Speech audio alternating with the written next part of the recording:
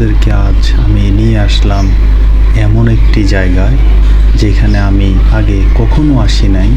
হয়তো আপনারা কোনো ভিডিওর মাধ্যমে দেখতে পারেন এমন একটি ভৌতুরে জায়গা, যার পূর্ব পরিচয় কী ছিল সেটা আজ আপনাদেরকে জানাবো এবং দেখানোর চেষ্টা করব আসলে এখানে কি নির্মম ঘটনা ঘটেছিল ঐতিহাসিক সময়গুলোতে।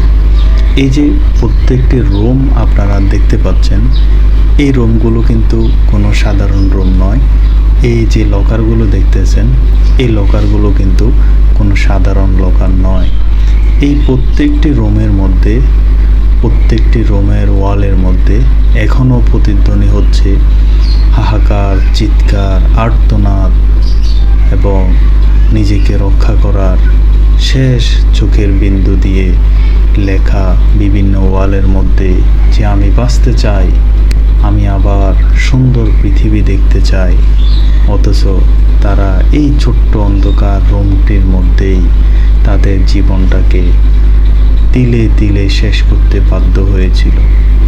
তাদের একটি কারণ ছিল, হয়তো তারা সমাজের বিরুদ্ধে অথবা রাষ্ট্রের বিরুদ্ধে অথবা নাগরিকদের বিরুদ্ধে অথবা অর্থনৈতিক, রাজনৈতিক বিভিন্ন রসানলের শিকার হয়েছিল।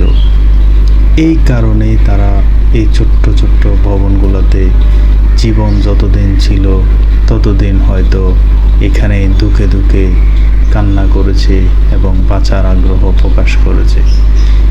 এই যে বর্তমানে আমি এই জায়গাটার মধ্যে আছি, এটা হচ্ছে পাকিস্তান আমলের, পূর্ব পাকিস্তান আমলের বাঙালিদেরকে শাস্তি দেওয়ার জন্য যে আদালত ভবন ছিল, এই হচ্ছে সেই আদালত ভবন। আজ আমি দাঁড়িয়ে আছি ওই জায়গাটাতে, যে জায়গার মধ্যে আমাদের বাঙালিরা, নিরীহ বাঙালিরা যারা পাকিস্তানের অত্যাচারে শিকার হয়েছিল, তারা এখানে হয়তো দাঁড়িয়েছিল কিছু বলার জন্য।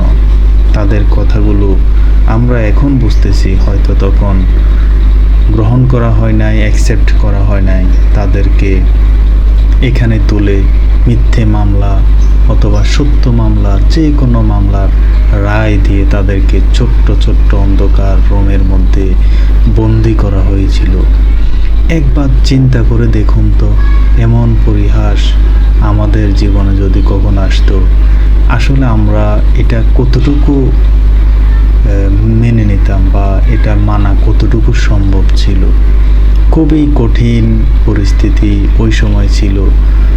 তো আপনাদেরকে আমি পুরা জেলখানাটা এবং আদালত ভবনটা দেখানোর চেষ্টা করতেছি।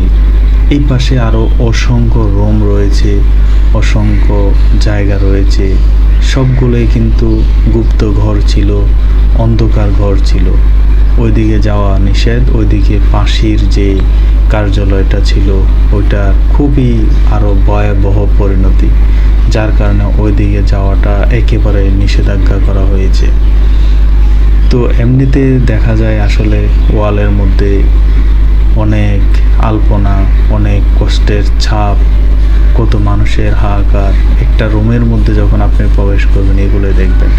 এই হচ্ছে ঐতিহাসিক পাকিস্তান আমলের আদালত ভবন, জেলখানা, যা আজ সাপ কিংবা ভূতের বাড়ি হিসেবে পরিচিত।